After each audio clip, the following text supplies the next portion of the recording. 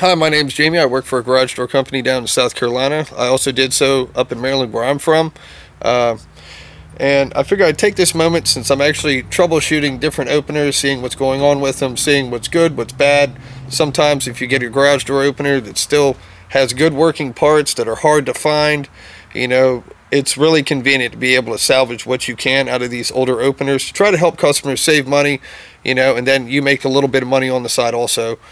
So it's a win-win for everybody. Customer saves money instead of having to buy a brand new opener, which could be, $350, even up, prices even go up from there depending on what model you want. Base model is about $300. That's from a professional company that installs it, warranties their work, comes back if there's any issues. But LiftMaster, Chamberlain, Craftsman are all made by the same company. Just like you see right here, it says LiftMaster, but Chamberlain's name is up at the top, pretty much the lead manufacturer of all these different models. If you go on the internet and you look up garage door openers, LiftMaster, Chamberlain, Craftsman, they're all, pretty much their models look the same. They're all designed the same. They might be different colors, they have different names on them, but they're pretty much the same thing. This right here, this model right here, as a matter of fact, pretty much how there's an issue with the circuit board, which is the reason why this thing was decommissioned, but it still works good enough for me to actually show you exactly what's going on and why it was decommissioned, and how to troubleshoot certain problems, certain issues that you might be having you don't understand. Some companies won't take the time to explain it to you. My company's pretty cool. We'll actually talk to you on the phone and try to help cope you through what's going on, and but for the most part, we'd rather come out and lay eyes on it. But it's helpful if we actually have an idea ahead of time what's going on. So in that case, basically what happens is we know what to bring when we come to do a repair. Or if we just need to wipe clean the whole entire opener altogether and get rid of it and give you a brand new one to put up.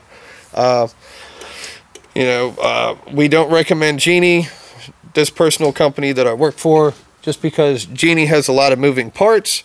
A lot of different type of sensors and this, that, and the other thing, just because, there's so many different parts, and how some of the Genies, not all the Genies, specifically, like there's chain drive Genies, which are actually pretty decent, but there's still a lot of sensors that are, honestly, they're really aggravating.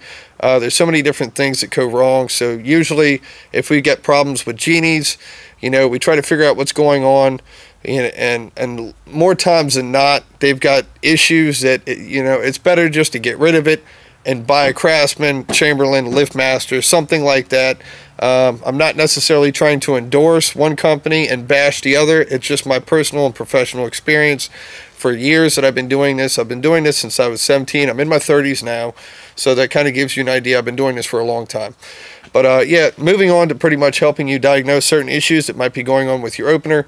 This one right here, this model is pretty much, you could actually hear it click on and off here and there. Basically meaning that there's some type of issue with the circuit board. The circuit board, yeah, it's making a weird clicking noise. It's an erratic clicking noise. It's not consistent. It's there and then it's not, So pretty much the deal with this is circuit board's pretty much toast. Maybe it got hit by lightning. There was a surge that came through, fried the circuit board, opener's toast. But pretty much how this works is if you, for example, lots of times if you give information, it helps us out. So like, for example, here's your model number right here, 1021499A. That's the model number of the circuit board. Here's your other part number, so on and so on. You've got two wiring harnesses on here, which is how this thing goes together. Then you've got your gear and sprocket set up on the inside.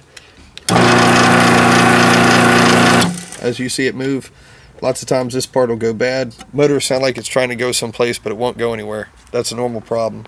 Also look up here, see if there's metal shavings and stuff like that. This shaft goes all the way through, and sometimes it'll grind down, and we need to replace this entire piece.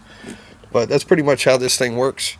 Along with your force settings, normally we want those to be straight down the middle, half and half, like 5 and 5. That's how hard it pushes up, how hard it pushes down. Then you've got on the side your travel, how far up, how far down. But if you liked the video, if it helped you out, hit the like button, drop me a message, and I hope I helped you. Thanks.